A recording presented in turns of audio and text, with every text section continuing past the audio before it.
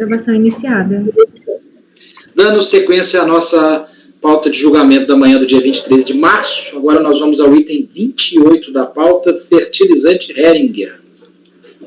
Relatoria do conselheiro Silvio Renan.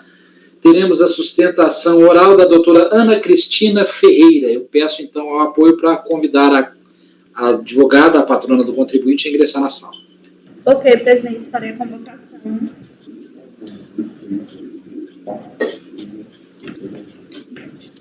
Item 28 da pauta, doutora Ana Cristina. Seu processo será julgado agora. Por favor, verificar a mensagem privada no chat.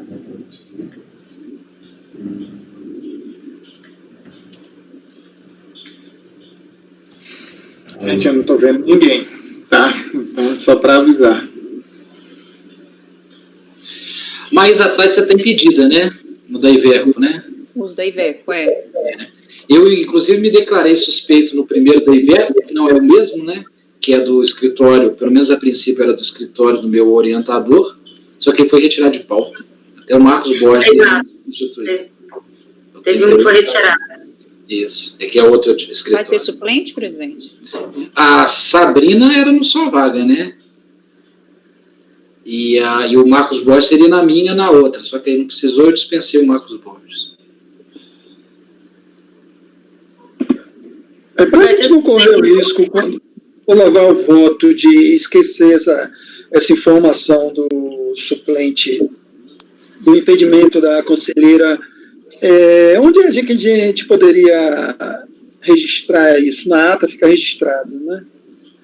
Lá no voto. Sim, tudo na ata fica, né? O impedimento, a substituição, tudo fica na ata. Isso que a gente vê. Bom dia, doutora Ana Cristina. Seja bem-vinda à nossa turma julgadora. Agora julgaremos o item 28 da pauta, fertilizantes Heringer S.A., de relatoria do conselheiro Silvio Renan. O relator fará a leitura do seu relatório e depois eu concedo a palavra por 15 minutos, doutora. Renan, você tem a palavra? Eu tô com bastante dificuldade na conexão, tá até dando umas travadas. Vocês conseguem me entender? Estou te vendo, escutando perfeitamente. Deixa eu aproximar um pouco para melhorar. Então, pedido de ressarcimento de crédito não cumulativo de PIS, segundo trimestre de 2005, decorrente de operações não tributadas no mercado interno, nos termos da Lei 11.033 de 2004, 11.116 também de 2004. Como se verifica no parecer CEORT, o crédito detalhado no PER foi parcialmente reconhecido, tendo sido não homologadas parte das compensações vinculadas. Nos termos do parecer, foram glosados créditos referentes à despesa de desestiva despachante, posto que não se enquadram na definição de insumos delineada pela legislação. Ainda tem a autoridade tributária pela glosa de crédito de combustíveis, dada a ausência de comprovação do contribuinte da utilização no processo de produção da empresa. Glosa revertida na decisão de primeira instância, salvo os extemporâneos. Foram também glosados créditos contados sobre despesas de condomínio, sem litígio, o contribuinte não recorreu, e créditos relativos a outros períodos que não o segundo trimestre de 2005, denominados extemporâneos, visto que a legislação vigente não previa a possibilidade de utilização de ressarcimento e compensação de créditos relativos a outros trimestres. Ciente da decisão, o contribuinte apresentou manifestação em conformidade à DRJ Curitiba, por unanimidade deu parcial provimento ao recurso, à manifestação de conformidade, e agora, em sede de recurso voluntário ao CARF, o contribuinte vem alegar em síntese a homologação tácita de uma das compensações, que foi inclusive reconhecida no acórdão de primeira instância. O contribuinte vai trazer algumas considerações a mais que nós vamos discutir em voto. A decadência do direito do fisco de indeferir o crédito de PIS apropriado pela recorrente, direito ao crédito extemporâneo de PIS e a possibilidade de ressarcimento, compensação. Traz alguns detalhes sobre esse crédito extemporâneo. Fala ainda da impossibilidade de restrição infralegal ao conceito de insumo, direito ao crédito de desestiva, dos créditos relacionados ao combustível, mas aí a gente já destaca que somente permaneceram os extemporâneos, e fala ainda da produção de prova pericial ou de diligência. Em julgamento em fevereiro de 2019, foi realizada diligência à unidade de origem para intimar a recorrente dentro de prazo razoável. Também naquele mesmo sentido que o colegiado já costuma aprovar, apresentação de laudo técnico, demonstração de que as despesas são essenciais ou relevantes ao processo produtivo, nos termos agora entendimento de insumos expostos no recurso especial 1.221.170 Paraná. Comprovar a não utilização dos créditos extemporâneos em outros períodos e, ao final, elaborar esse relatório conclusivo. No cumprimento da diligência, foram juntados aos autos diversos documentos, como laudo descritivo sobre a utilização do serviço de desestiva, capatazia, carga, descarga, movimentação, armazenagem, desembaraço aduaneiro, bem como os DACOM 2004-2005, planilhas, notas fiscais e outros documentos. O relatório de diligência afirmou que, apesar de concluir pela essencialidade dessas despesas na aquisição dos insumos, não seria possível direito a desconto de crédito, pois que, apesar de serem incluídos no custo de aquisição, os bens são importados à alíquota zero do PIS importação, não havendo incidência da contribuição, incidiria em hipótese de vedação ao desconto de crédito. Quanto à comprovação dos créditos extemporâneos, em outros períodos, destacou que foram apresentados os DACONs do período solicitado, bem como livro-razão e diário, indicando o lançamento de crédito extemporâneo no importe de mais de 15 milhões de reais. Entretanto, não foram comprovadas, no entendimento da fiscalização, as contrapartidas dos lançamentos contábeis se os mesmos foram registrados segundo o ADI SRF 3 de 2007. A recorrente, sua manifestação relativa à diligência, reiterou a essencialidade dos serviços utilizados na importação dos insumos, bem como a devida comprovação da não utilização dos créditos extemporâneos, pleiteando o provimento de seu recurso e esse é o relatório. Ok, Renan. Doutora Ana Cristina, são 11 horas e 12 minutos, a senhora tem a palavra por 15 minutos. Bom dia, senhor presidente, senhor relator, demais membros dessa colenda turma. Eu vou compartilhar minha tela com uma apresentaçãozinha, só um minuto.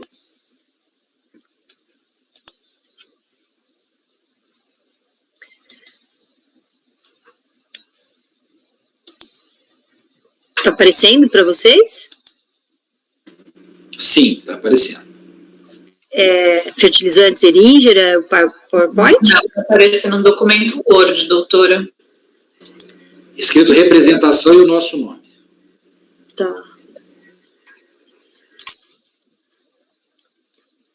Eu estou com ele aberto aqui, mas ok. Então, vou começar, já que eu não estou conseguindo compartilhar, para não atrapalhar aí o julgamento. Pois bem, como o relator já mencionou, estamos aqui diante de um pedido de ressarcimento de PIS não cumulativo do período de agosto de 2004 a junho de 2005.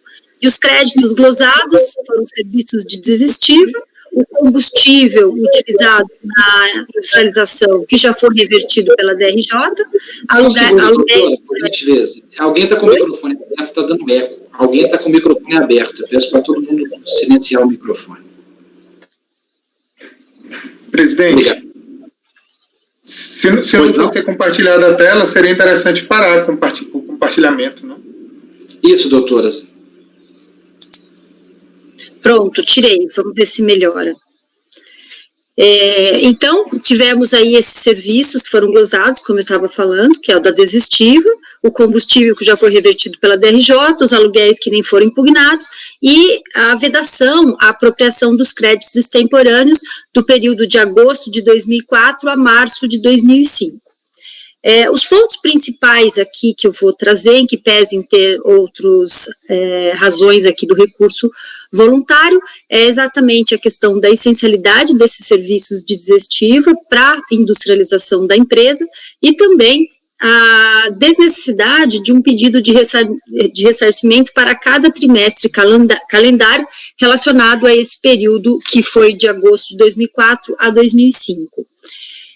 O principal ponto nesses serviços de desestiva, a gente está falando da Fertilizantes Eringer, que é uma grande fabricante de fertilizantes, ela atende o mercado nacional mais de 60%, todavia, para fazer o fertilizantes, ela precisa importar nitrogênio, potássio e fósforo, que infelizmente aqui no Brasil não temos essa produção. O Brasil, o mercado nacional atende apenas 20% dessa matéria-prima, então ela é obrigada a fazer essa importação é feita a granel, e esses produtos, eles têm que ter uma estocagem muito bem feita e um tempo correto entre a chegada desse produto e a entrega na empresa, porque ele mela, ele derrete, ele empedra, e aí realmente dificulta a produção da empresa.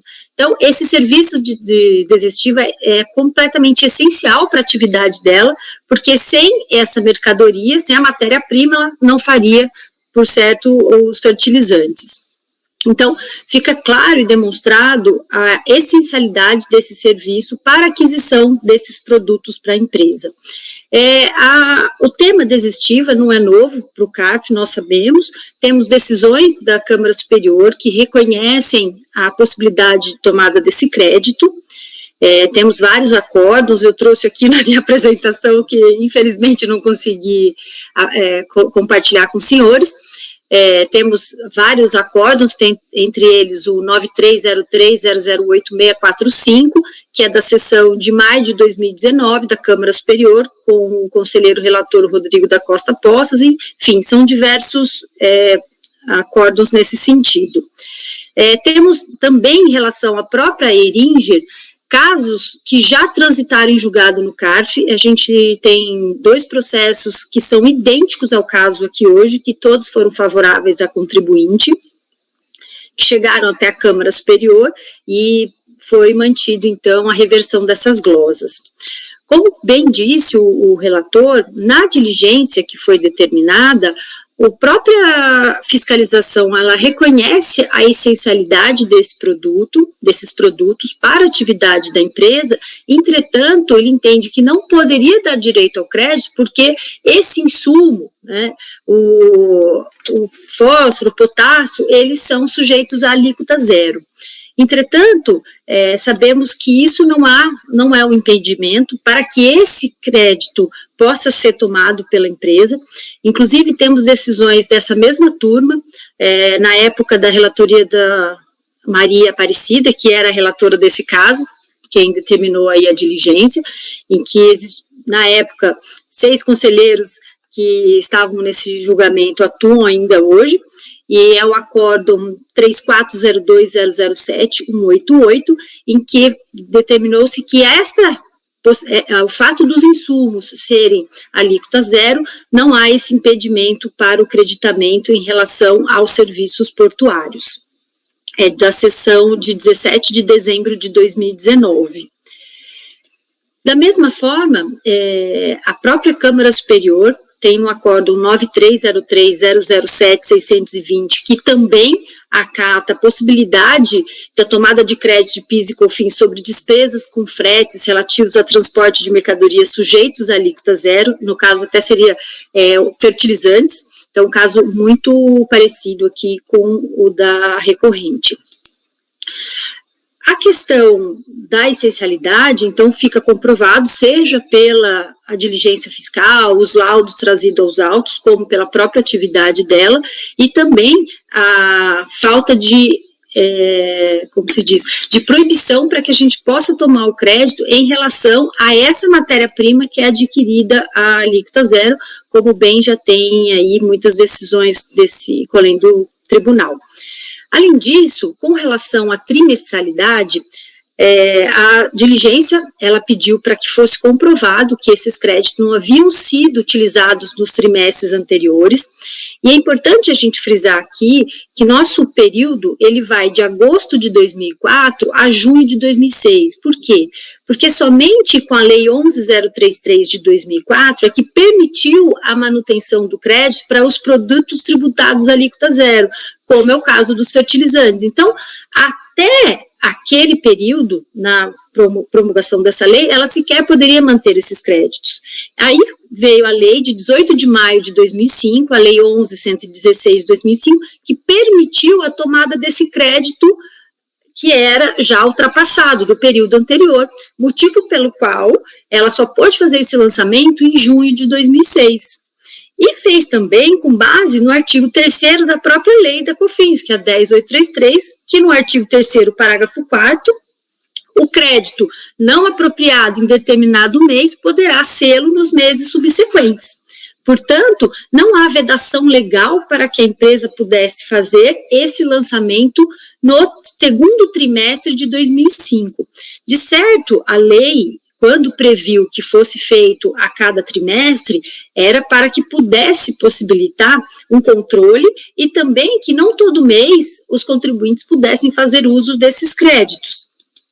E só veio, através da Instrução Normativa 600 de 2005, o pedido de que esse ressarcimento fosse referir-se ao único trimestre calendário.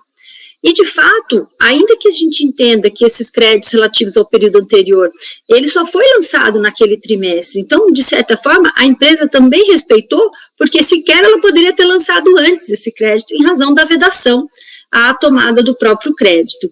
E ela cumpriu com a exigência de esperar encerrar o trimestre, fez o PER do único trimestre, o lançamento desse crédito ficou comprovado pela diligência, e principalmente com relação à questão da contrapartida. A gente trouxe na nossa manifestação da diligência que houve a contrapartida do lançamento do crédito de PIS e COFINS, que foi lançado na conta contábil, e a contrapartida foi no resultado, nos custos dos produtos vendidos na conta contábil 731500, a conta crédito. Inclusive, trouxemos cópia desse lançamento na nossa manifestação à diligência. E na diligência, a fiscalização reconhece que foi tudo lançado, ela não traz nenhum argumento de que esses valores não teriam sido lançados, teriam sido lançados anteriormente, até porque não poderia, e inclusive a gente traz todos os créditos que foram lançados nesse período anterior, são valores muito ínfimos ao total de crédito aqui, a gente está falando de 15 milhões. Por mês, se a gente olhar no lançamento, conforme nós trouxemos na manifestação, temos ali 30 mil por mês, coisas muito pequenas em relação ao montante do crédito, o que demonstra que esse crédito não foi utilizado anteriormente. Além disso, temos um caso idêntico da própria fertilizante Zerinche, que é do mesmo período, só que é da COFINS. E nesse processo tivemos aí o reconhecimento dos créditos relacionados à desestiva e também ultrapassado aí essa impossibilidade de que esses créditos extemporâneos fossem lançados nesse terceiro trimestre de 2005. Esse processo também já transitou em julgado e já foi encerrado a favor, então, do contribuinte. É o acórdão 3201-003-170, que é exatamente o período, só que é o da COFINS, e realmente foi, então, revertido a glosa e também a impossibilidade da tomada desse crédito extemporâneo. Bom, senhores, era isso que eu tinha para trazer para os senhores e fico aí à disposição para qualquer dúvida ou esclarecimento que seja necessário. Muito obrigada pela atenção. Perdão, patrona, qual é o número do acórdão? Esse último que a senhora mencionou? Oi? Qual que é o número do acórdão, esse último que a senhora mencionou? O último é o 3201-003-170. Tá bom, muito obrigada. Imagina. Obrigado. Passa a palavra ao conselheiro Silvio Renan. Recurso é admissível, tendo conhecimento. Antes de adentrar ao mérito processual, deverão ser analisadas as preliminares suscitadas pelo contribuinte. Inicialmente, nesse tópico que fala da homologação tácita da compensação apresentada em 9 de fevereiro de 2006, é um tópico bem tranquilo de se apreciar. Em síntese, é que essa compensação foi reconhecida a homologação tácita no acórdão de primeira instância e o que o contribuinte está requerendo era que o crédito utilizado nessa compensação homologada tacitamente não fosse utilizado na compensação, que ele fosse aproveitado para as compensações seguintes, como se a homologação tácita fosse uma espécie de perda do crédito tributário pela fazenda. E, na verdade, a gente sabe que não é isso, né? É a homologação da compensação em si. O crédito, ele permanece na compensação homologada tacitamente. Trago as explicações nesse sentido. Eu creio que não há maiores divergências nesse tópico, então, simplesmente eu digo que não procede o argumento. Quanto à decadência do direito do fisco de indeferir o crédito PIS apropriado pela recorrente, eu trouxe algumas considerações mais específicas, visto que esse foi o objeto de debate do colegiado no mês anterior, que é justamente daquela aplicação da súmula CAF 159, né? Inclusive, o processo até acabou por não ser julgado, né, terminou em um pedido de vista da conselheira Maria Eduarda.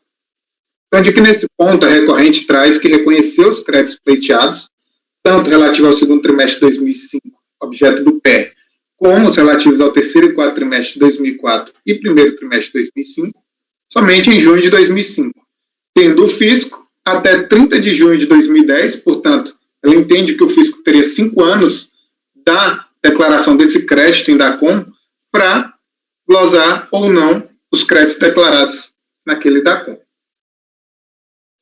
Desta feita, tendo sido cientificada da decisão somente em 23 de fevereiro de 2011, já teria decorrido o prazo decadencial de 5 anos para que o fisco pudesse rever os valores creditados pela recorrente, sem razão.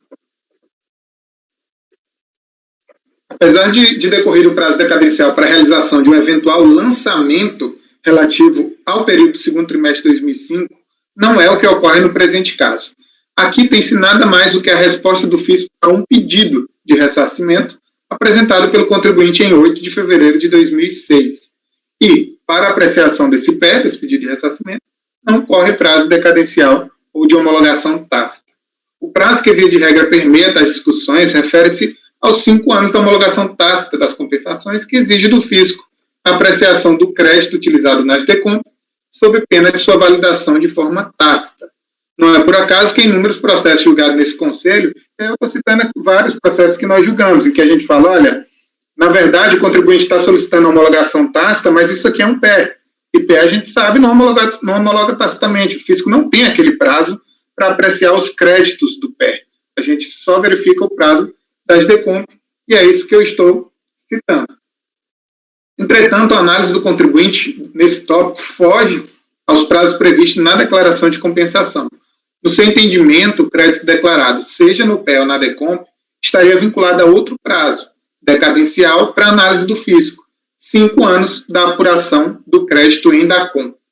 O raciocínio, ora defendido, seria válido se aqui fosse apreciado uma auto-infração a qualquer meio de lançamento, conforme previsto no artigo 173.1 ou 150, parágrafo 4 do CTN. Ou seja, se houvesse um lançamento desse período há mais de 5 anos, tudo bem, o raciocínio do contribuinte seria a coerente. Só que aqui, como eu vou passar a defender, não há lançamento. E aí é o que a gente já teve a oportunidade de discutir no mês anterior.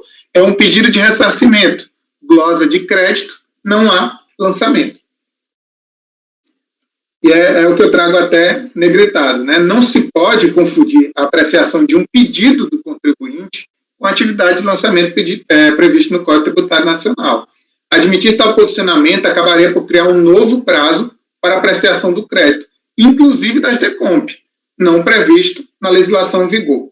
Para que se entenda na prática o litígio, imagine a situação onde um contribuinte apresenta um PER e DECOMP em janeiro de 2005, aqui eu estou trazendo, inclusive, uma ilustração, um caso hipotético, para que o colegiado tenha noção do que a aceitação desse prazo pode ocorrer, pode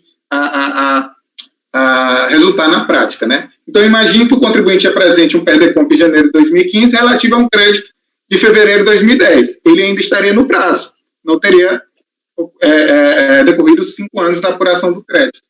O fisco teria somente 1 mês para avaliar o crédito declarado pelo contribuinte em PER e DECOMP. Por quê? Porque 1 mês depois já teria transcorrido 5 anos da data da apresentação do DACOM. Então, é justamente essa figura ilustrativa, eu trago justamente para isso, para demonstrar que não se pode aceitar um prazo que não é previsto em lei, contado da data da apresentação do DACOM.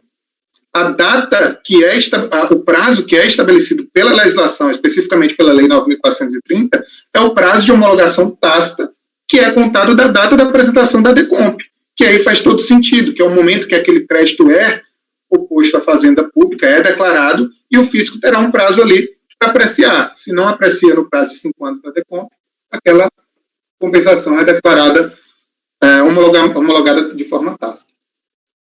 E eu digo que foi nesse sentido, inclusive, que se simulou o entendimento da desnecessidade de lançamento para glosa de PIS e COFINS não cumulativos, ainda que os ajustes se verifiquem na base de cálculo das contribuições. Esse é o texto da súmula CAF 159. Esse caso aqui, Thaís, você que era o relator do outro processo que foi baixado foi realizado pedido de vista, Lá a gente tratava desse final, né, da parte súmula CARF, que os ajustes na base de cálculo, né, seriam nos débitos. Aqui não, o fisco se limitou a focar a sua apreciação na glosa de crédito declarados pelo contribuinte. E eu trago justamente para que não reste dúvidas para o colegiado de que essa súmula CARF é plenamente aplicável a esse caso de apreciação de prazo decadencial.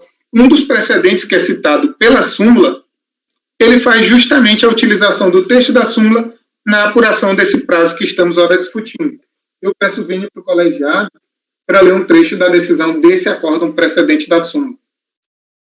Diz o conselheiro que a recorrente desenvolve tese no sentido de que, tendo em vista que os fatos geradores do crédito se referem ao período compreendido entre julho de 2004 e setembro de 2004, e que a notificação de despacho decisório se deu apenas em outubro de 2009, teria havido a decadência em relação ao crédito, sendo, pois, impossível a majoração indireta de base de cálculo pela autoridade fazendária, que a seu turno estaria obrigada a realizar novo lançamento de ofício. Trata-se de raciocínio interessante, que possui à primeira vista sustentação teórica e que, inclusive, foi reconhecido anteriormente pelo Conselho de Contribuintes, nos termos dos julgados que foram trazidos à colação pela recorrente. Contudo, em meu pensar, tal raciocínio não resiste a uma análise mais profunda da própria compensação. Para que se tenha a dimensão do quanto alegado pela recorrente, basta analisar a situação em que determinado contribuinte, fiante na tese da decadência, dispondo de 5 anos para exercitar o seu direito à recuperação do crédito tributário que faz jus, deixa para fazê-lo apenas no último dia do 4º ano posterior ao fato gerador. Ora, admitido tal raciocínio, o crédito desse perspicaz contribuinte sequer poderia ser questionado, pois passado um dia da transmissão eletrônica do seu pedido de ressarcimento, o pedido de ressarcimento estaria tacitamente homologado. E é justamente no sentido de que eu defendi anteriormente. Não faz o menor sentido. No presente caso, o pedido de ressarcimento foi protocolado em janeiro de 2005, sendo que na análise do pedido de ressarcimento, ou melhor, no cálculo do valor que o contribuinte faz jus, o fisco tem o poder-dever de rever todos os valores envolvidos na determinação do crédito a ser repetida. No caso, ora em apreciação, é até mais simples do que o caso da súmula, porque aqui nós não estamos majorando base de cálculo do débito, aqui a gente está tratando unicamente do crédito. E aí, apenas para finalizar a leitura desse acordo precedente, eu digo que o relator desse acordo precedente diz, ora, se o crédito surge da... Desculpa, estou lendo o parágrafo errado.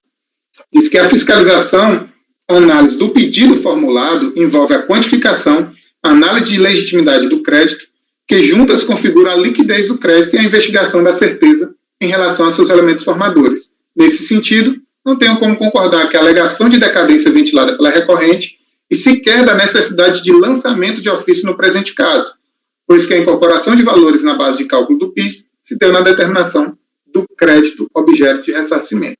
Então, em síntese, é aquilo que eu já vinha defendendo no mês anterior e que aqui eu confirmo, de que não há lançamento na realização da apreciação do pedido do contribuinte. Como bem diz a súmula CARF 159, glosa de crédito não equivale a lançamento. O lançamento consistiria caso o auditor fiscal resolvesse exigir daquele período com mais de 5 anos um crédito tributário que ainda não foi objeto de exigência pelo fisco. Então, essas são as preliminares. Esse tema eu levei um pouco mais de tempo, visto que houve uma grande discussão do colegiado no mês anterior. Eu não sei se a gente foca primeiro nisso, presidente. Vamos votar sim. Ok, Renan. Obrigado. O conselheiro está afastando as preliminares. Só um segundo. Afastando as preliminares com relação à homologação tácita e contra a não decadência. Não seria aplicável a decadência aqui. Vou abrir agora para esclarecimentos, para a gente antes para o voto. Thaís, você ia falar? Eu estou me martirizando, porque eu acho que talvez eu não fui clara no mês passado, porque foi justamente a diferença desse caso para aquele que eu tentei mostrar lá. Porque lá era uma omissão de receita de um mês que a fiscalização achou, ela foi olhar os créditos. Daí teve um mês que ela falou, olha, esse mês aqui você não ofereceu a tributação a essa receita. E era disso que eu estava falando naquele processo. Aqui, inclusive, esse voto seu aqui, eu lembro de ter um voto anterior nesse mesmo sentido e apresentando esse mesmo precedente que embasa a súmula, né, 159, mas que tudo disso daqui está sempre falando sobre crédito, tá? É diferente da questão do débito, tá? E esse precedente aqui que embasa a súmula, eu me debati muito sobre ele porque ele é geral no final das contas, porque lá não dá para entender muito bem. E o que eu acabei entendendo é que ele não é especificamente sobre um caso de débito, né, que foi apurado, e se foi, ele é um precedente daqueles que compõem a súmula. Os outros não falam sobre isso expressamente. Então, essa não é a ratio que foi pegada de todos os precedentes conjuntamente para formar a súmula. E a gente tem a aplicação obrigatória. Então, qual que é a aplicação obrigatória da súmula? Que não tem que falar de lançamento tributário quando a gente está falando de glosa de ressarcimento. Glosa de crédito para fins de ressarcimento de PIS/COFINS. Joia, tá? Então, é só para separar. Eu acho melhor a gente não fazer remissão àquele outro caso, porque ele era diferente. Tá? Ótimo, vamos jogar nesse aqui e o outro a gente vai enfrentar mês que vem. Tá, isso, claro. é porque como foi bastante falado, só para deixar claro, entendeu? E a Cíntia não estava aqui, por exemplo, porque estava de licença médica. Lá era um pouco diferente. Aqui, hoje, eu tenho uma tendência, inclusive, votar com o relator, nesse caso aqui. Porque está falando só do crédito, não está falando de débito. E aqui, para mim, está marcado pela súmula. Aqui, para mim, não teria uma questão de decadência. Porque daí, sim, aplica a lógica de que, quando eu estou falando de crédito e piso de crédito, que o prazo é a homologação tácita, né? Que seria diferente de um débito lançado em razão de uma fiscalização do pedido de ressarcimento, tá? Então, só para separar as coisas para... Tá claro. Tá. Mais algum esclarecimento? Só para responder a Thaís, me desculpe se eu acabei dando essa impressão de que os casos seriam idênticos, mas eu tentei destacar isso, dizendo, olha, aqui é diferente, aqui a gente está só o crédito, então ele é mais simples do que aquilo. Por que eu tive que ressaltar o outro caso, Thaís? Porque o precedente ele fala especificamente sobre majoração da base de cálculo, que é justamente o caso do seu processo, e eu estou trazendo esse precedente. O precedente ele fala majoração indireta. E eu tinha que trazer esse precedente porque ele é o que embasa o meu posicionamento, ainda que ele vá além. Eu não tinha como omitir esse acórdão precedente. Apesar de que, para o mérito em si desse processo, você está coberto de razão. Inclusive, no seu voto, você traz isso bem. Olha, naquele posicionamento do Renan, naquele acórdão lá, concordo com ele. Eu só vou discordar aqui por um caso específico. Perfeito, e me desculpe se por algum motivo eu dei a entender diferente do que você expressou, tá? Não, imagina, ótimo. Então, vou para o voto, então, gente. Pedro, como vota? Eu vou acompanhar o relator. Ok, Maísa? Presidente, acho que a Thaís colocou muito claro que é diferente a situação daquele caso que a gente analisou, principalmente se tratando de débito, quando a gente tem, não é simplesmente de reajuste de base de cálculo para fins de apuração do valor do crédito. Eu leio essa súmula nesse sentido, eu acho que eu continuo lendo dessa forma, mas aqui, aqui está muito claro, é questão de crédito, de reajuste de valor do crédito. Ele vai poder reapurar, reduzir o valor do crédito, identificar valores relacionados ao crédito. Então, a gente está falando do crédito, eu não estou falando aqui em aumentar o valor do débito devido. Então, eu estou completamente de acordo, acho que o caso aqui está completamente de acordo com a súmula, e eu acompanho. Ok. Cíntia? Eu acompanho o relator. Lara? Eu acompanho, presidente. Renata? Nesse caso específico, eu concordo com todas as razões, eu acompanho o relator. Ok, Thaís? Acompanho, presidente. Eu também acompanho. Então, vamos dar sequência, Renan.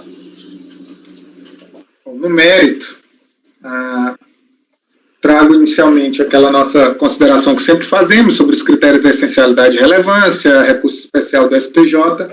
Não vou poupar o colegiado e a patrona da leitura de tema que já é de conhecimento amplo.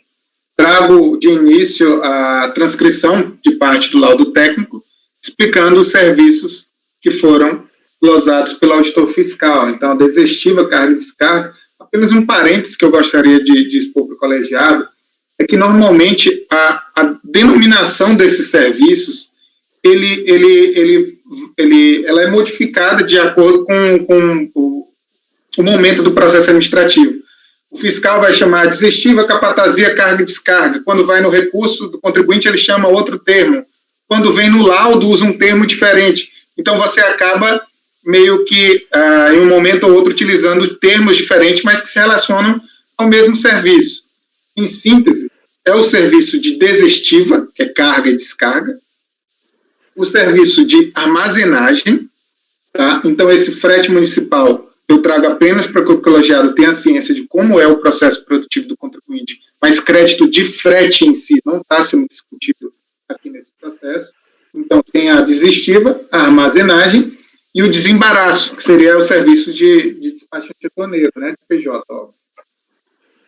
Então, trago cada um desses serviços descritos pelo laudo para que o colegiado tenha ciência. Eu creio que não há necessidade de muita discussão sobre isso, já que os serviços são bem conhecidos pelo colegiado. Apreciando o laudo e as demais informações processuais, agora posterior ao RESP, o auditor concluiu novamente pela impossibilidade de desconto de crédito. Estou no final da página 12. Não cumulativos do PIS, ressaltando que, como as matérias-primas são importadas à alíquota zero, também não incide PIS importação sobre os serviços integrados ao custo de aquisição. E aqui foi o motivo do, no processo anterior, eu ter me alongado um pouco mais sobre quando a gente tratava dos fretes na aquisição de produtos, porque aqui, apesar de ser uma situação um pouco diferente, o raciocínio ele vai exatamente no mesmo sentido, de se integrar os serviços utilizados na aquisição do insumo no custo de aquisição desse bem. Só que aqui nós temos uma outra diferença que eu vou tentar expressar para o colegiado de uma forma mais simples possível.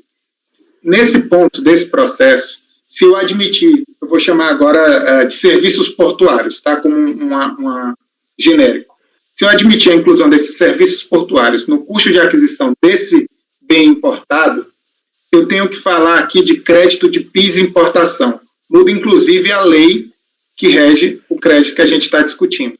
E foi esse o crédito que o auditor fiscal especificamente trouxe na resposta à diligência. Ele disse, olha, esse serviço portuário se integra ao custo de aquisição do bem importado. Se o bem é importado à alíquota zero, não há crédito sobre o valor desses serviços incorporados. E aqui a conclusão que eu vou trazer é a mesma conclusão que nós tivemos no processo anterior. Quando do conceito restritivo de insumos, de fato, eu precisaria, para apurar crédito, incluir esse serviço no custo de aquisição do bem importado. Agora, admitido o conceito mais amplo, eu não preciso. Esses serviços portuários, por si só, eles são passíveis de inclusão como um serviço insumo. Então, eu não preciso incluir esse serviço no custo de aquisição do bem para apropriar crédito, porque eles em si, autonomamente, eles podem gerar direito ao crédito com base, agora, não na 10865, que é crédito de importação, mas sim nos créditos da não cumulatividade no mercado interno, posto que é bem descrito no próprio recurso voluntário e nos autos processuais, que são serviços pagos à pessoa jurídica domiciliada no país. Eu não sei se isso fica bem claro para o colegiado, mas e eu vi que nos outros acordos do contribuinte, isso normalmente não é explicado. Não há essa delimitação de crédito de importação e crédito de mercado interno. O que o auditor a todo momento rejeita é um crédito de importação. Só que o próprio pedido de ressarcimento do contribuinte é crédito de contribuição vinculado ao mercado interno. Então, nós não estamos falando aqui de crédito de importação, por isso que eu estou afastando as conclusões do auditor fiscal e passo a verificar a essencialidade e relevância desses serviços portuários. Eu até trago que no acordo dessa mesma turma, de dezembro de 2019, da Maria Aparecida, salvo engano, até citado pela patrona, esses serviços foram integralmente aceitos e revertidos às glosas. Só que eu faço uma diferenciação, eu não diria bem que é uma mudança de posicionamento, mas os serviços, quando foram apreciados naquela oportunidade, foram apreciados genericamente, como eu acabei de destacar, serviços portuários de uma forma diversa. Só que quando eu analisei os próprios arquivos não pagináveis, né, as planilhas juntadas pelo contribuinte, lá fica bem detalhado que existem esses serviços de desestiva, que é a carga e descarga, a armazenagem, mas existe também o serviço de desembaraço aduaneiro, que está, inclusive, detalhado no laudo que eu trouxe para conhecimento do colegiado. Ele chamou de serviço de desembaraço, que é simplesmente o que é pago para ser feito para o despachante aduaneiro, né, para a empresa fazer esse desembaraço da mercadoria. E qual a apreciação que eu faço nesse sentido? De que os outros serviços, capatazia, ou carga, descarga, estiva como um grupo só, e a própria armazenagem em si, de fato, é possível comprovar esses serviços como essenciais e relevantes ao processo produtivo. Entretanto, o serviço de desembaraço aduaneiro, seria, em outros termos, o despachante aduaneiro, né, só que paga uma pessoa jurídica, eu não consigo enquadrar isso como essencial e relevante ao processo produtivo. E é justamente o que eu passo a explicar. Está na página 15, que eu digo, quanto ao serviço de desembaraço constante do laudo e da planilha apresentada pela recorrente, não houve esclarecimentos no recurso voluntário relativo ao serviço. Ademais, não vejo sua aplicação ao processo produtivo, nem sua essencialidade ou relevância. Já tive a oportunidade de me dirigir a essa turma ordinária em setembro de 2020, no acordo 3402007708, inclusive houve divergência nesse acordo, em que lá eu concluí, despesas incorridas com serviço de despachante aduaneiro, e lá é o mesmo caso, tá? Paga PJ. Por não serem utilizados no processo produtivo do contribuinte e nem serem essenciais ou relevantes ao processo produtivo, não geram créditos de PIS/PASEP no regime não cumulativo, ausência de previsão legal. Aqui a gente discutiu um pouco sobre a natureza desse serviço, né, de desembaraço aduaneiro, a época, e também vou me referir agora em voto, a gente destacou que esse serviço sequer ele é obrigatório de ser tomado pelo contribuinte. O contribuinte ele pode muito bem ter um setor, por exemplo, dentro de sua contabilidade, ou um setor específico aduaneiro, que faça justamente esse procedimento de desembaraço da mercadoria.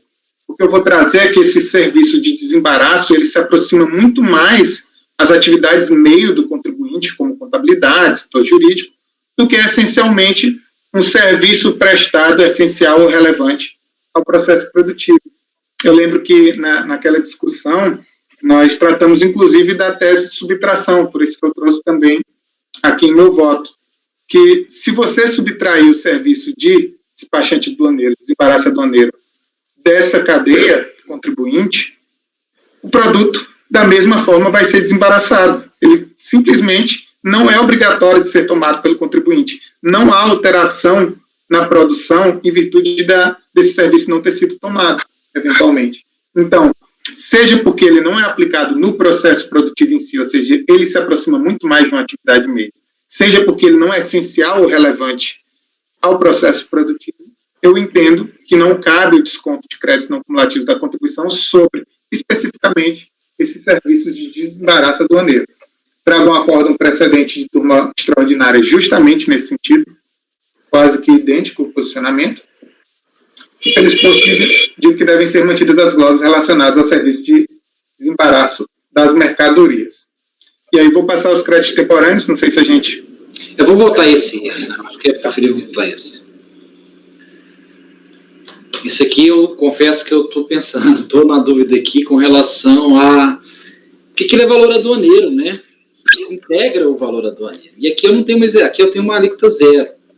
Então isso faz parte da base do PIS que eu fiz. Ô, Mineiro, uma dúvida, assim, real que eu tô tendo, porque, assim, o despachante aduaneiro tem a profissão regulamentada, né, artigo 810 lá do regulamento aduaneiro, que fala o que é o despachante aduaneiro, que não pode, inclusive, quem exerce função, órgão público, não pode exercer função de despachante. Eu consigo realmente terminar uma importação sem um despachante? Por exemplo, a empresa que você trabalhava, a Fiat, ela tem lá dentro a sua empresa, seu departamento, que faz mas isso. Se a pessoa jurídica tem um departamento interno que faça isso. Não, o despachante aduaneiro é voluntário, igual o despachante de carro. Se eu quiser ir no Detran, eu mesmo faço toda a documentação lá no Detran. Mas por comodidade minha, por conta de uma expertise de um profissional, eu contrato um despachante aduaneiro que ele vai proceder à liberação do meu carro. Não, mas se eu não tenho, se a pessoa jurídica não tem um interno, ela não vai conseguir fazer isso. Mas ela não tem, ela pode fazer, ela mesma, isso não é essencial. Mas eu não Isso é uma atividade facultativa. Né? A mesma coisa, mais. Se a empresa ela não tiver uma contabilidade, ela vai contratar uma contabilidade. Uma gestão pressupõe, se a empresa ela não tem aquele profissional, ela vai contratar esse profissional. Mas a contratação do profissional não é obrigatório. Mas é essencial, senão ele não vai conseguir concluir a importação. Não, mas ela pode. Não, ela pode. O profissional dono da empresa, que é habilitado no Siscomex, ele pode. Na verdade, o despachante, ele está fazendo por conta a senha, a autorização, a habilitação é do cara dono da empresa, do responsável pela empresa. É em nome dele. Ele é que é o cara que responde perante o ato do Siscomex. Ele que é o cadastrado, né? A empresa é habilitada e é cadastrado um responsável, um CPF responsável por aquele CNPJ. Esse cara, se ele quiser, ele vai lá no Siscomex e faz. Ele que tem que fazer. Só que ele pode, por facilidade dele, contratar uma empresa para fazer aquilo para ele. A minha questão que eu estava trazendo aqui, só um segundinho, Thaís. Desculpa, achei que tinha terminado. Não, que a mais interrompeu, é com relação ao restante, ao raciocínio que o Renan fez, que inclusive o colegiado já tinha feito anteriormente. Esses dispêndios, eles integram o valor aduaneiro. Logo, eles fazem parte da base de cálculo dos tributos. E nesse caso, do PIS e da COFINS. Só que, especificamente para esses produtos, é a alíquota zero. Então, por conta dessa alíquota zero, ou seja, está lá na incidência, é uma lei específica, a 10865. Por conta que a alíquota zero não houve o efetivo pagamento, aí você dá a possibilidade dele aproveitar pela 10637. É isso.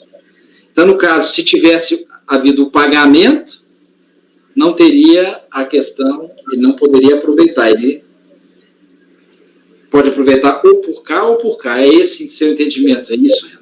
Isso, tem inclusive uma solução de consulta da Receita Federal que eu utilizei no outro acórdão que a gente julgou, foi nesse que eu trouxe de precedente.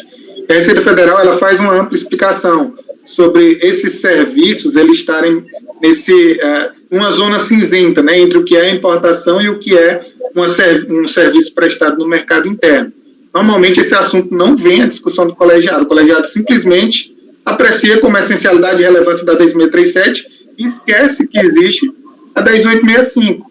Só que, nesse caso, a própria solução de consulta, uma das conclusões que ela traz é o seguinte, olha, eu reconheço que existe essas duas possibilidades, mas uma coisa é certa, não pode apurar os dois. Isso é certo, não pode apurar os dois. O entendimento que eu trago disso é que poderia ser apurado ou um ou outro. E, se não é necessária a apuração como PIS importação, sendo um serviço prestado por pessoa jurídica domiciliada no país, é sim possível desconto de crédito não cumulativo pela 10637. Ok. Eu só divido que não é uma zona cinzenta. Isso é claro, inclusive o STF confirmou que isso é matéria do STJ, a decisão agora foi definitiva, que a capatazia integra o valor aduaneiro. Isso é a decisão agora, foi confirmado, isso é repetitivo do STJ, no sentido contrário, inclusive, que todo mundo aduaneiro esperava. E o STF subiu, ele confirmou esse entendimento do STJ, falando que isso é matéria infraconstitucional. Inclusive, o mercado está todo esperando que vai ter uma alteração na instrução normativa que vai falar isso. Mas hoje, o que é confirmado, posição definitiva, isso não é zona cinzenta, hoje, a decisão que vale. Esses dispêndios fazem parte do valor aduaneiro. E se fazem parte do valor aduaneiro, isso é base do PIS/COFINS importação. Esse é o ponto. Eu não consigo enxergar essa questão dessa dualidade de entender se a natureza é disso ou disso. Não, isso, pela essa decisão, que inclusive academicamente eu divirjo, entendo que isso não seria valor aduaneiro, e sim custo interno. Mas a partir do momento que foi definido pelo Tribunal Superior que isso é valor aduaneiro, logo base do PIS/COFINS importação, não consigo fazer essa flexibilização para pular no outro base. Pois não, Renan? Mineiro, mas foi por isso que eu tomei o cuidado de ter uma apreciação maior quando a gente tratava do frete. Da mesma forma, os fretes na aquisição de insumos, eles são parte do custo de aquisição do bem. Mas aqui é inclusive lei que dá direito a crédito, a lei de incidência do tributo em cima. Porque, apesar de ter o mesmo nome, o PIS importação é outra coisa do PIS interno. Um é 10.637, 10.833, outro é 10.865. Entendeu? Aí se pensa, toda a lógica da tributação ela é diferente. Entendeu? Eu entendi perfeitamente seu posicionamento. Por isso que eu não faço a mesma análise do outro, porque o outro é a mesma norma que regula aquilo.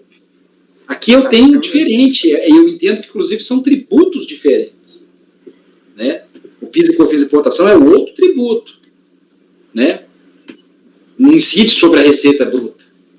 O PIS e COFINS de importação incide sobre a circulação, a importação da mercadoria. É uma tributação sobre circulação. E aí não tem nem divergência se o PIS e COFINS é também tributo sobre consumo. Porque lá fala de receita bruta / faturamento. Aqui não, aqui o PIS e COFINS de importação da 10.865 incide sobre uma típica situação de circulação de mercadoria na importação, do exportador estrangeiro para o importador nacional. Né? Essa é a divergência. Por isso que eu não consigo fazer essa aplicação do caso anterior diretamente aqui. Mas perfeito, eu entendi a sua posição. Thaís? Thaís? Então, presidente, na verdade era sobre o ponto que estava sendo discutido com a Maísa e com você, sobre a questão de isso necessariamente ser internalizado no departamento jurídico da empresa ou não, né? Porque, para mim, na verdade, isso é indiferente, porque não é pelo fato de ser obrigatório ou não o serviço de despachante que vai determinar o direito ao crédito. Porque, por exemplo, uma empresa que contrata uma mão de obra terceirizada, em regra, se essa mão de obra terceirizada tem a ver com as atividades da empresa, né, para que ela foi contratada, vai dar direito ao crédito. Ela poderia internalizar essa mão de obra? Ela poderia. Ela escolheu fazer de maneira terceirizada. Isso dá direito ao crédito.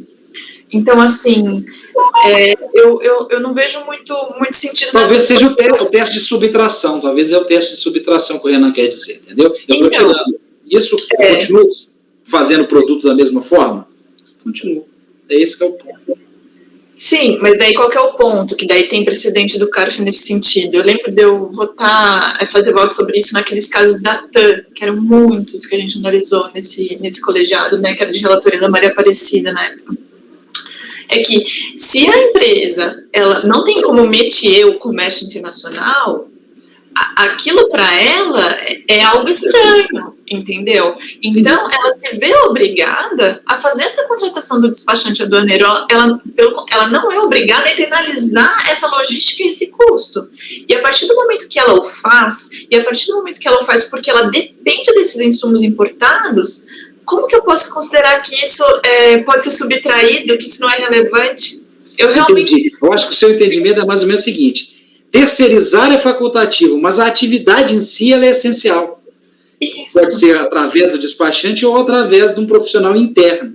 Isso. A atividade ela é essencial, a contratação ela é facultativa, entendi. Porque o insumo é essencial para o produto dela, e isso tá demonstrado no processo, e porque tem que ser importado. A patrona começou a exposição dela falando assim, isso daqui não tem no Brasil, isso aqui que eu preciso para fazer os fertilizantes. Eu tenho que importar, e eu tenho que saber importar? Essa é a pergunta. A gente está obrigando a empresa a saber fazer o serviço do despachante aduaneiro?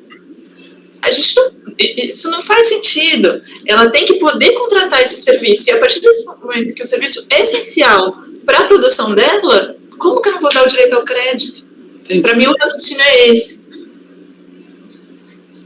Ok, mais alguém gostaria de manifestar ou esclarecer? Renata? Eu me lembro até nesse voto que Renan trouxe, eu fui até olhar, e eu e Thaís nós divergimos nesse exato sentido que Thaís trouxe. Que o fato de ser facultativo não tira a natureza essencial, caso haja, como houve, a contratação.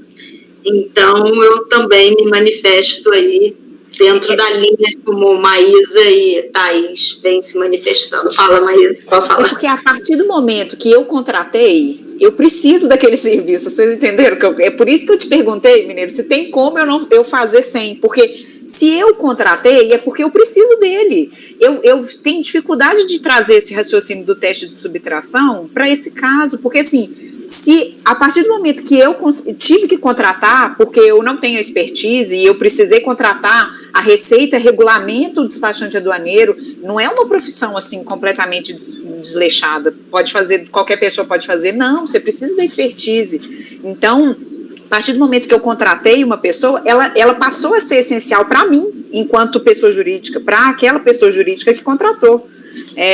Sem ele, eu não vou conseguir importar. Então, Entendi. eu acho que é um pouco, ainda que possa ter sido facultativo, era isso até que o meu questionamento maior era por causa disso. Eu acho que a patrona queria fazer esclarecimento. É de fato, patrona? É só de fato. Doutora, de fato.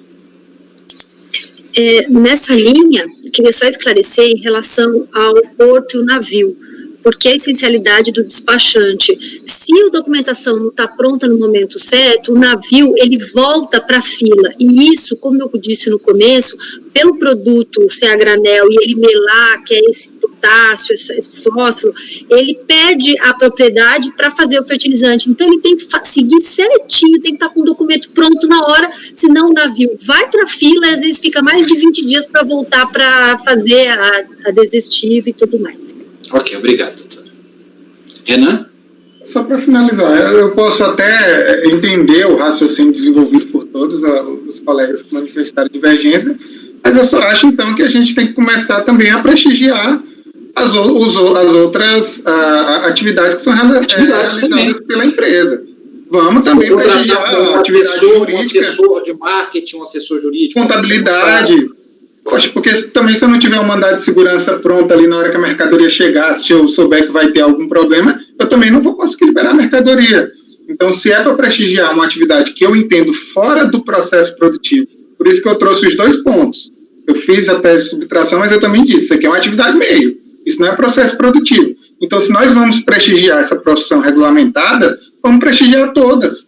Vamos logo incluir contabilidade, o jurídico, porque eu não consigo, me desculpe, mas eu não consigo verificar diferenças. Eu não consigo. Eu entendo que existe ali um limiar, porque está na importação, mas para mim não dá. Tanto que no dia a dia, muitas vezes, isso é realizado pelo setor contábil. Ok. Então, para mim, é muito mais próximo do frete do que do marketing, do jurídico. Porque o frete, o quê? O frete é do produto. Não, ok, tá isso. O frete do produto. Vamos encerrar o debate. Vamos pro voto, então, gente. Já são 12:03.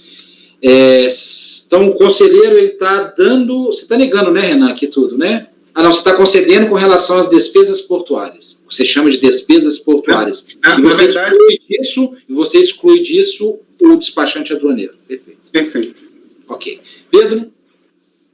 Eu concordo com o relator com relação a essas outras despesas portuárias.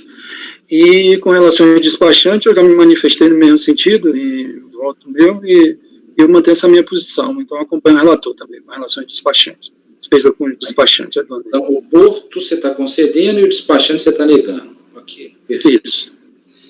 Maísa?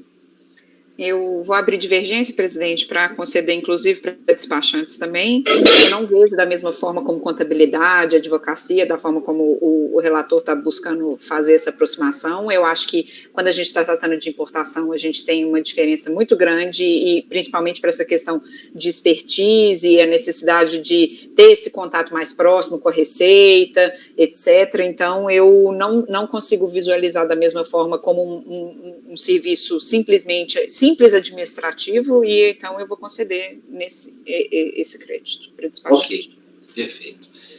Cíntia? Esse voto do Renan de setembro de 2020, o acórdão 3402007708, na época a conselheira Maísa não estava em licença. As conselheiras Renata e Thaís restaram vencidas, né? E eu acompanhei o relator com relação à despesa com o despachante gastos com o despachante aduaneiro. Porém, ouvindo aqui o debate do colegiado, analisando também o voto da conselheira Maria Aparecida no acórdão 3402007188, citado pela defesa, realmente, a despachante aduaneiro, o que pese a sua contratação ser uma opção da empresa, mas, como bem colocado pela divergência, ele pode ser considerado um teste de subtração como essencial, tá, para fins de creditamento.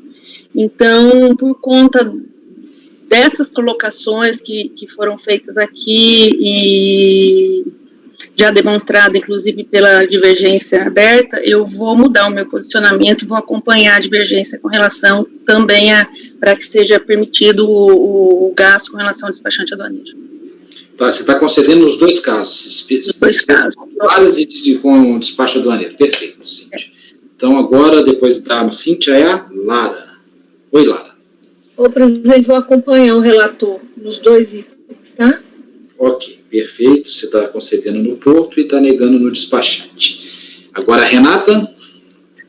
Como eu me manifestei anteriormente, já votei nesse sentido, eu vou acompanhar a divergência no tocante às despesas com despachantes. Ok, e Thaís?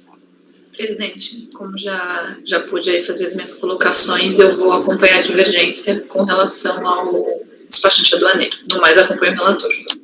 Ok.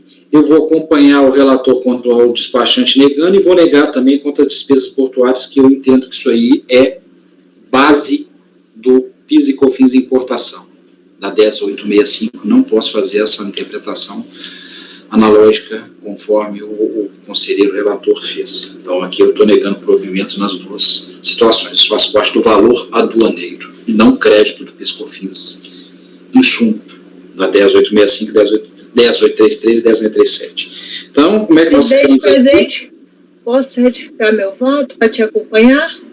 Perfeito. Ou não? Dá tempo? Dá tempo, não proclamei ainda. Então, você vai... Acompanho o seu voto. Ok, Lara, obrigado. Não tomei um 7-1 aqui. 7-1 sempre dói. Mas eu acho que também é tributo diferente, não tem muito a ver, não. Isso. Então, quanto às despesas portuárias, por maioria de votos, vencido Lara e Rodrigo, foi concedido, foi revertido, né? E quanto ao despachante aduaneiro, é que eu tenho que contar, né? Foi negado pelo Pedro, Renan, Pedro, Lara e Rodrigo. Então, aqui foi por qualidade. Foi negado por voto de qualidade. Ok. Então, pode seguir, Renan, enquanto eu vou anotando o resultado aqui. Vamos para outra divergência que nós também então, temos. Prevaleceu o entendimento do relator, uma parte por maioria e uma parte por qualidade. Isso é que é em relação aos créditos temporâneos. Assim, eu já tenho me manifestado em muitas outras oportunidades pela impossibilidade de pedido de ressarcimento de créditos temporâneos, e aqui eu vou manter, salvo engano, essa é a primeira oportunidade que tenho de me manifestar como relator. Em todas as outras foi apenas votando em processo dos colegas. Em relação aos créditos temporâneos, parte decisória destacou a necessidade de apresentação de outros PERDECOMP relativa a cada um dos trimestres. O contribuinte apresentou o PERDECOMP do segundo trimestre de 2005, tá? E neles estavam incluídos os créditos do terceiro e quarto trimestre de 2004 e primeiro trimestre de 2005. Ele pegou os outros 3 trimestres e juntou nesse mesmo pedido de ressarcimento. Recorrente destaque que somente foi possível a apresentação do pedido de compensação, entre aspas, a partir de 19 de maio de 2005, momento em que a Lei 11.116 de 2004 passou a prever a possibilidade de ressarcimento dos créditos vinculados a receitas não tributadas no mercado interno, motivo pelo qual unificou todo o crédito acumulado em um único pedido do terceiro trimestre de 2004 ao segundo trimestre de 2005. Acrescenta a impossibilidade de revogação de lei por meio da IN 600 de 2005 e da 900 de 2008, que essas INs, ela iam de encontro, a lei recorrente, que iam de encontro ao artigo 16 da 11.116 de 2005, passando a prever a necessidade de um único PER para cada trimestre. Conclui, assim, a recorrente que o legislador, em momento algum, proibiu o contribuinte de realizar um único pedido reunindo saldos de crédito de trimestres anteriores. E ainda que exigir, no caso da recorrente, que seja feito PERDECOMP para cada trimestre calendário, por consequência, ter que retificar todas as obrigações acessórias do período correspondente, é ir além do que previu a lei e restringir o próprio direito ao crédito. Destaca que, tendo em vista a permissão para ressarcimento e compensação do crédito ter ocorrido somente em maio de 2005, a apuração do crédito acumulado desde agosto de 2004 foi realizado nesse único pé. Então, o procedimento estaria correto. Por fim, fundamentado em decisões desse Conselho, alega a necessidade de aplicação do princípio da verdade material ao caso, devendo ser reconhecido seu direito creditório. Na diligência que foi realizada anteriormente, nesse mesmo processo, a relatora, salvo engano, era Maria, destacou nos termos da jurisprudência dessa turma ordinária, está aí em nota de rodapé, a necessidade de verificação do não aproveitamento anterior do crédito pelo contribuinte, entre o mês de aquisição do bem e o mês de aproveitamento do crédito temporâneo, motivo pelo qual o contribuinte foi intimado durante a diligência, tem apresentado os DACONs do período solicitado, bem como o lançamento contábil. Pois bem, o tema muito é objeto de diversas discussões nesse Conselho e decisões muitas vezes em sentido contrário. Diante dessa controvérsia, faço alguns comentários. O crédito temporâneo, entendido como aquele apurado em período diverso de seu período de apuração, não foi previsto nas leis 10.637 e 10.833. No caso concreto, trata-se de créditos de outros trimestres apurados somente agora no segundo trimestre de 2005.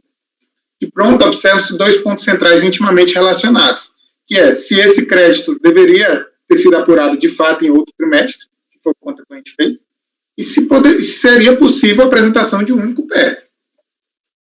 A Lei 10.637 ela é clara. Trago aí transcrição ao artigo 3º, os parágrafos do artigo 3º, inciso 2º, que diz que o crédito deve ser determinado sobre os itens adquiridos no mês.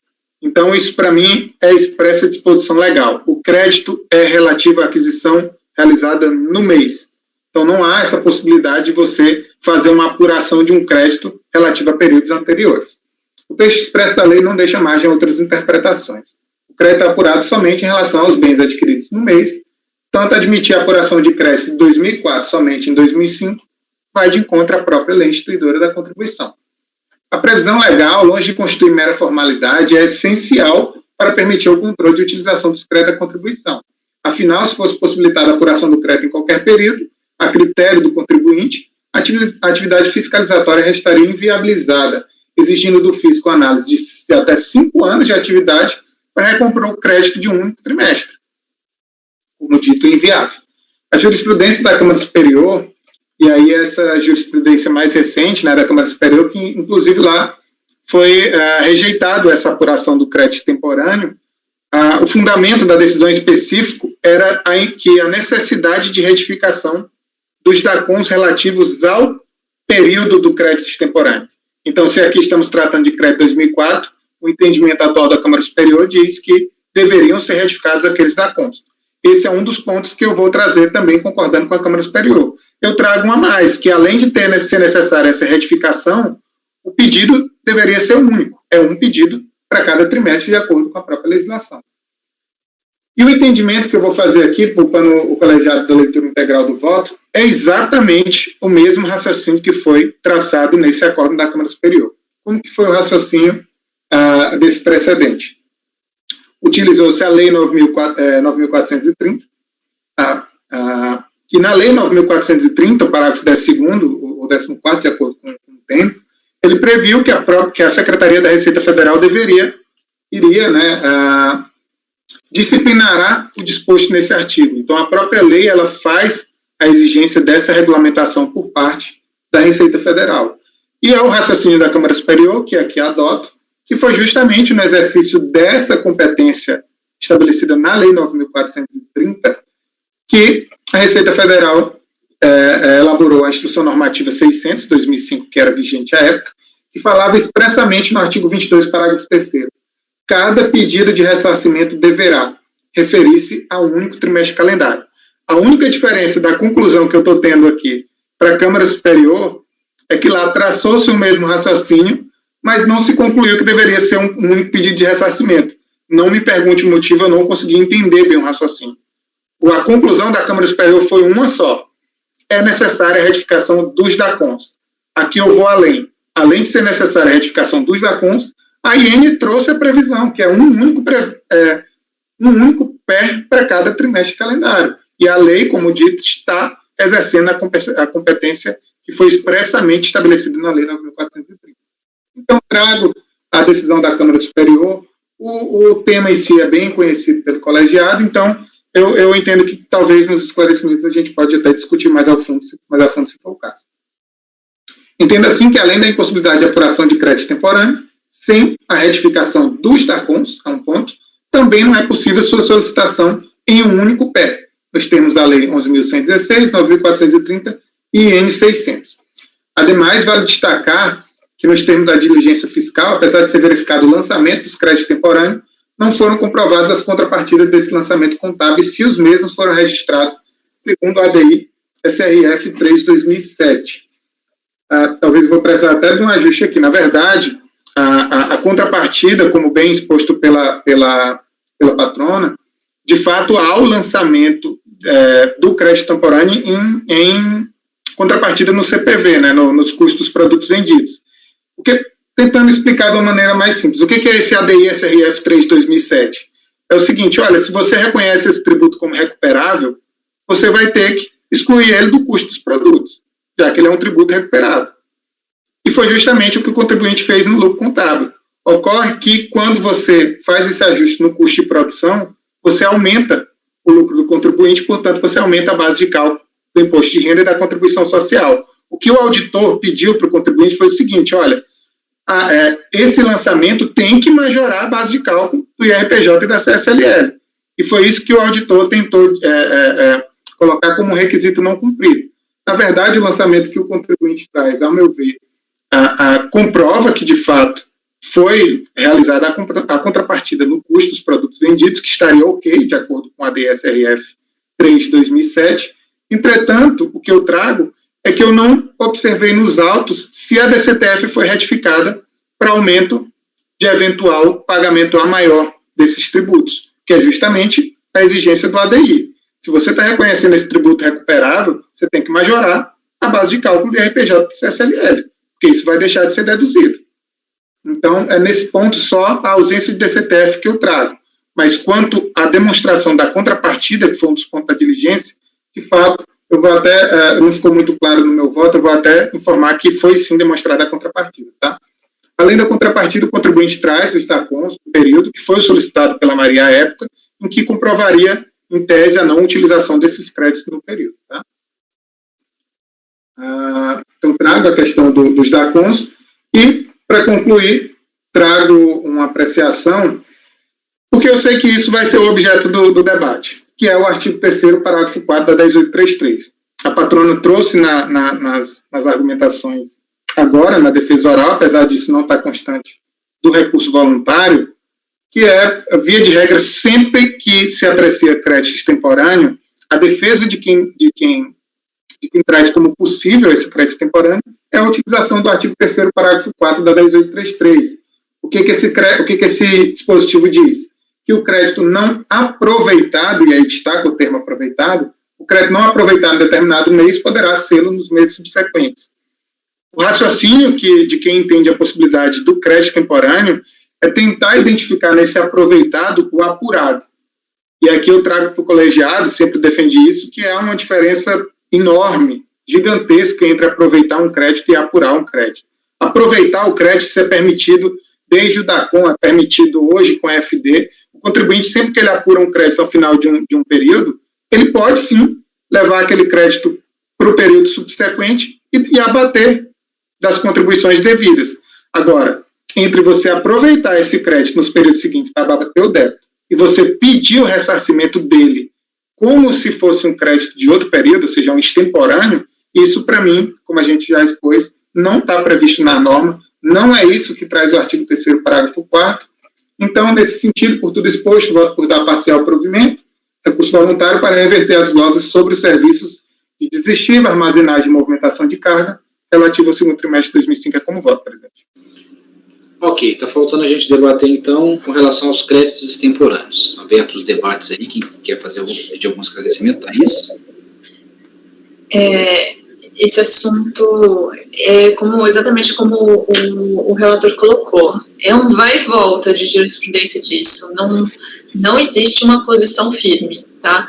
Inclusive, eu achava que a partir de 2020 tinha sido uma novidade isso na Câmara Superior, mas o que eu percebi já pesquisando sobre o tema na Câmara Superior é que não, que esse vai e volta de entendimento sobre a possibilidade de se utilizar o crédito extemporaneamente de PIS/COFINS, ela vem desde antes, desde 2007, 2018, já tinha essa divergência de entendimento. E o que eu acho bastante importante colocar, isso está no acórdão 9303006248, que é tão verdade essa história de que o artigo 3º parágrafo 4º, ele tem que ser lido a mais, que nos campos do DACOM existia lá a possibilidade exata de você colocar o crédito extemporâneo. Se a gente vai lá, nesse acórdão que eu estou citando, de relatoria do Charles na época, né? Campus da FD, tá? DACOM e FD, as duas coisas. Nas linhas 0330 e 0331 do DACOM, denominadas respectivamente de ajustes positivos de crédito e de ajustes negativos de crédito, contemplam a hipótese de o contribuinte lançar ou subtrair outros créditos além daqueles contemporâneos da declaração. Igualmente, no manual de orientação do layout da escrituração fiscal digital do PIS da COFINS, constante do anexo único do ato declaratório executivo COFINS 34 de 2010, há previsão expressa de contribuinte lançar créditos extemporâneos nos registros de PIS/COFINS. E daí ele vai lá e coloca essas linhas. Então, como que não, gente? Tá lá. E o que eu acho também fundamental é que eu realmente não consigo concordar com esse posicionamento. Aí está sendo esposado pelo relator e existem muitos votos nesse sentido, tá? Gente, para uma má utilização, para uma declaração indevida, a legislação traz multas a serem aplicadas pela declaração indevida, mal feita. Você usou o PER errado, você fez diferente, não era assim, a DACOM tinha que ser retificada. Tem multas para isso. Não vedar o crédito é totalmente diferente. Se a gente veda esse direito ao crédito aqui, a gente está vedando o direito ao crédito com base num problema de obrigação acessória. Porque o argumento, no fim, é você não retificou. Só que para não retificar, você vai ser penalizado com o quê? Com uma multa. E não ser punido pela negativa do crédito. Tá? Então, eu acho que esse é o ponto fundamental a ser aí apreciado pela turma, tá? Na hora da votação. São essas as minhas colocações, presidente. Ok, mais alguém? Renan? É só quanto à questão do registro, tá? O registro do crédito temporâneo, eu não lembro de ter lido especificamente todos esse acórdão, mas eu lembro de um acórdão que fala especificamente do registro na escrituração fiscal digital contribuinte, na FD Contribuições, e é o que eu trouxe em nota de rodapé, porque normalmente esses debates nem são objeto de mérito, não alteram o mérito em si da nossa discussão do colegiado. Ele está em nota de rodapé da página 18, que é justamente trazendo que esse crédito temporâneo, e eu trago nessa nota de rodapé o manual da FD. O que é esse crédito temporâneo que está lá? Tá, confirma, tá? Está lá no manual da FD Contribuições, registro 1101, crédito temporâneo. Por que foi criado esse registro crédito temporâneo na FD? Quando foi instituída essa obrigação de apresentação da FD, a Instrução Normativa 1252 de 2012 da Receita Federal dizia o seguinte: você tem 2 anos para retificar a FD. E aí você tem um problema. O contribuinte ele tem 5 por lei. Como é que você adequa uma obrigação que só tem 2 anos para ser retificada se o contribuinte tem o direito a 5? E aí foi isso que foi previsto, está no manual da FD Contribuições, ele diz que nesses outros 3 anos em que a instrução normativa em que o contribuinte não vai conseguir retificar a FD, na prática, você pode lançar como crédito temporâneo. E o que aconteceu posteriormente à IN 1252 de 2002? A IN 1387 de 2003, ele acabou com esse problema. O que a IN 2013 disse? Olha, você tem 5 anos para retificar a sua FD, da forma que é previsto em lei. E o que se passa a fazer a partir da vigência da IN 1387? Se o contribuinte informa qualquer valor diferente de zero no campo de registro de crédito temporâneo, a FD não é validada. O contribuinte simplesmente não consegue transmitir a FD se ele informar qualquer valor de crédito extemporâneo. Então, como eu normalmente não levanto, porque isso é uma discussão muito técnica de campos de declaração, mas, como a Thaís levantou, eu tenho que trazer isso para o colegiado. Essa decisão que se baseou em campo da FD, ela está equivocada. O preenchimento desse campo, ele impede a transmissão da declaração desde a vigência da IN 387 de 2003. Era um detalhe técnico que a IN só previa a retificação em 2 anos, mas a lei previa em 5, o direito do contribuinte. Esse crédito hoje, se o contribuinte tentar informar no registro 1101 crédito temporâneo, a FD não vai ser validada pelo PVA. Ok, Renan. Está claro, esclareceu o fato. Obrigado. Vamos para o voto então, gente. Conselheiro Pedro. Quanto aos créditos extemporâneos. O relator está... Eu já me manifestei em outros votos favorável à admissão de créditos extemporâneos, né, desde que o contribuinte comprove a não aproveitamento nos períodos seguintes, o período da data do crédito até o período do aproveitamento, né. Então, conforme o voto do relator, ele diz que não foi comprovado esse aproveitamento no processo, né, nos autos, pela diligência. Então, eu vou acompanhar o relator pelas conclusões, porque eu admito... Desculpa, só... Doutora, só esclarecimento de fato, que nós já estamos no voto, doutora, só esclarecimento de fato. O conselheiro Pedro, na verdade, a fiscalização, ela reconheceu, sim, que não foi tributado. Tanto é que pelos lançamentos, pelos quadros que a gente demonstrou, a gente colocou exatamente quais foram os créditos que foram lançados anteriores. Tem meses que tem crédito nenhum. Então, isso foi reconhecido. O que a fiscalização falou é que não teve a contrapartida, que eu já demonstrei aqui, até o relator acatou. E, além de tudo, quando você olha lá na contrapartida, ele foi lançado na conta de resultado negativo, ou seja, foi tributado também. Tudo isso está nos autos. Ok. Obrigado. Posso esclarecer também, presidente? É só esclarecer, porque existem 2 pontos, que uma é a comprovação da utilização do crédito, isso está ok, os DACONs que foram solicitados pela diligência, de fato, não trazem a utilização do crédito, e outra é a comprovação da retificação dos DACONs relativos a esse período extemporâneo, que é o motivo que a Câmara Superior entende por indeferimento. Essa retificação é que não foi realizada, tá? Esse é que é o ponto por eu estar dando indeferimento. Um dos pontos. Então, a demonstração da utilização em si está ok. Ok. Tá, então o único ponto é com relação à retificação da DACONs. Isso. Tá, para mim, isso então não é impedimento, eu vou abrir divergência para permitir esse crédito extemporâneo conforme algumas decisões que eu segui da Câmara Superior e alguns votos meus também que eu já fiz. Né? Ok. Maísa? Presidente, eu acompanho a divergência, eu entendo que realmente não tem um impedimento legal para a tomada de crédito extemporâneo e a necessidade de retificação das declarações, ela não é um impeditivo também para reconhecer a validade desse crédito. Eventualmente, o contribuinte pode ser penalizado de uma outra forma, mas não com a negativa do crédito. Então, eu vou acompanhar a divergência. Ok. Depois da Maísa é a Cíntia. Cíntia? Bom, conforme consta aqui do voto, a contribuinte ela demonstrou que não utilizou o crédito, que inclusive era um quesito da diligência, e considerando também que foi respeitado os prazos de 5 anos, e então eu acompanho a divergência, reconhecendo a possibilidade de aproveitamento. Ok.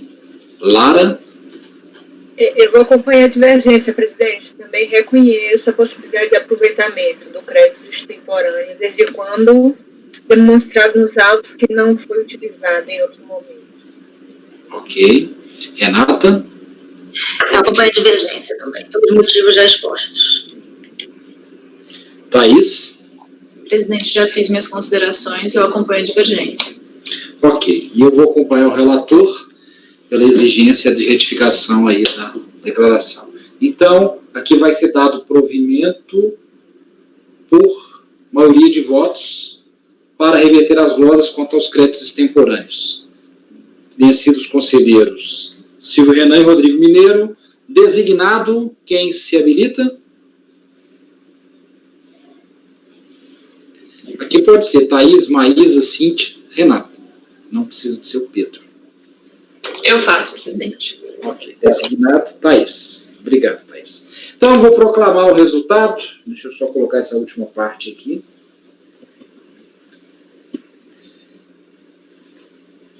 Acordo os membros do colegiado. Por maioria de votos em dar parcial... Por maioria de votos. Em dar parcial provimento... Não. Por maioria de votos em dar parcial provimento para...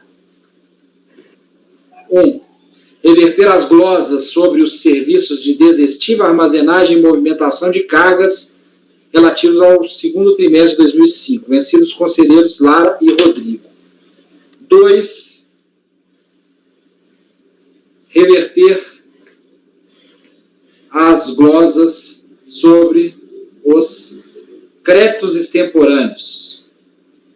Só isso, né, Renan? Acho que tá bom. Vencidos os conselheiros Renan e Rodrigo. Eu fiquei vencido, hein? Vencidos conselheiros Silvio Renan do Nascimento Almeida e Rodrigo Mineiro Fernandes.